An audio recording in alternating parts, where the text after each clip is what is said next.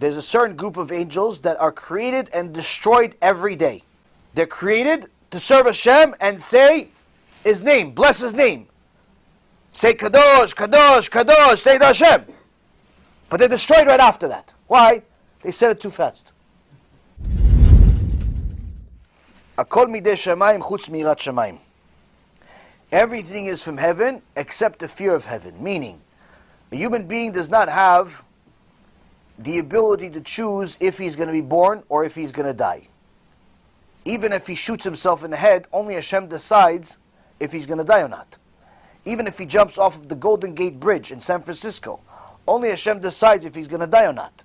Now, even though statistics show that the overwhelming majority of people, 99.9% of people that jump out of the bridge are going to die, there's a guy that has a video on the internet, young guy, probably in his 30s, maybe even 20s, jumped off the Golden Gate Bridge to commit suicide. No parachute, no bungee cord. He wanted to die. And he's on a video telling about it, that he didn't die. Why? Hashem decided he's not going to die. Meaning that your life or death, you cannot choose. Whether you're going to be rich or poor, you cannot choose. Yeah, but I have a certain amount of job, I'm making a certain amount of money. So what? I know plenty of guys that worked in the money business, Wall Street, where every moron can be rich. You don't have to be a genius. People think that Wall Street guys are geniuses. Average Wall Street guy is a moron, complete moron, donkey. But he knows how to do certain things. He has a certain talent, like an autistic savant. He could sell, he could do calculations, he could communicate a certain way, analyze. There's a certain talent he has that allows him to make a certain amount of money. Does not mean that every Wall Street guy is genius, even if he makes $10, $20 million a year. Same thing with doctors. People think that all doctors are geniuses. No, they have a certain talent, certain ability that they're very good at. But they can be retarded in all other things. Point being is, sometimes you'll see two doctors. And you're going to say, yo, this young doctor is much better than the old man. Why? Because you don't know what you're talking about. You think that the young doctor is better than the old doctor because the young doctor was nicer to you. So you think that makes him a better doctor.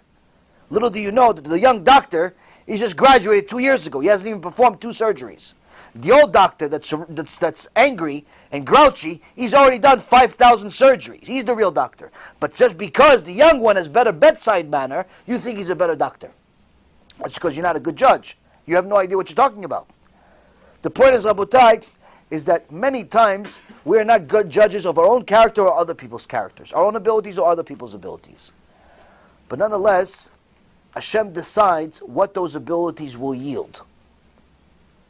He'll decide if a Wall Street guy is going to make money or not. I know a bunch of guys that were on Wall Street were literally borrowing money just to survive.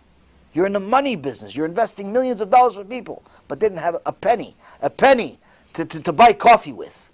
Nothing.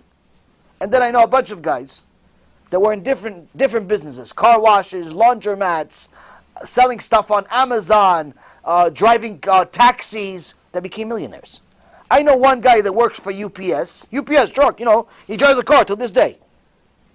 Drives the brown truck. Here, people look, oh, he's a UPS guy. You guys I know some of those guys that work for UPS worth $15, $25 million. He's still driving the car today.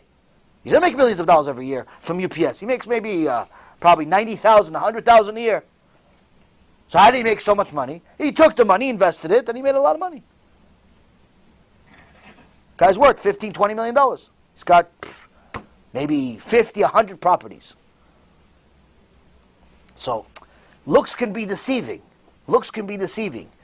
Certain people think that if they have a certain amount of job, or if they work a certain amount of hours, or they do certain things, they're going to make more money. No, wrong. Only HaKadosh Baruch Hu can decide if you're going to be rich or poor. Only HaKadosh Baruch Hu. So what's really left for us to choose? The only thing that's left for us to choose is whether we serve Hashem or not. Whether we do what His holy Torah says or not. That's your free choice. What about angels? Angels do not have the same type of free choice, but they do have a free choice nonetheless, but it's a different type. What's different about it?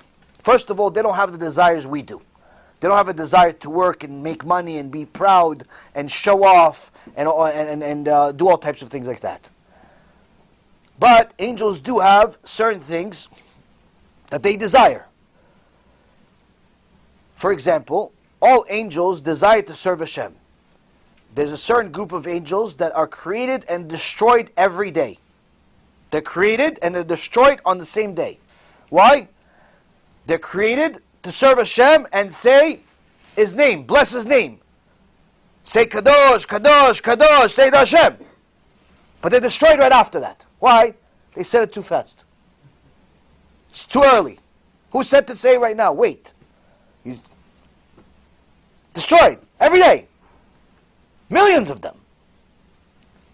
Certain angels will wait 2,000 years. 2,000 years to say Kadosh, Kadosh, Kadosh. What you can say every single day when you pray in a minyan. For free. They wait 2,000 years to say it. And they wait patiently. That's what they want. Now, if an angel makes a sin, if you will, makes a mistake, if you will, they're punished immediately. He serves Hashem, but not the perfect way. He's punished immediately. A human, on the other hand, there's much more mercy on him. If he's alive in this world, she's alive in this world, she decided that she's only going to wear half an outfit. She calls it a mini skirt. She calls it a skirt that barely covers her legs. She calls it a shirt that's a t-shirt that animals shouldn't even wear. But she walks around with a shirt that pretty much discloses our entire body, leaves nothing to the imagination. So she walks outside, she's making a sin. Why? She's not modest. She's the king's daughter, but she looks like every average farmer or something. How could the king's daughter look like this? The guy, instead of going to put on tefillin in the morning, he goes and plays video games instead. He doesn't feel like praying. It's a sin.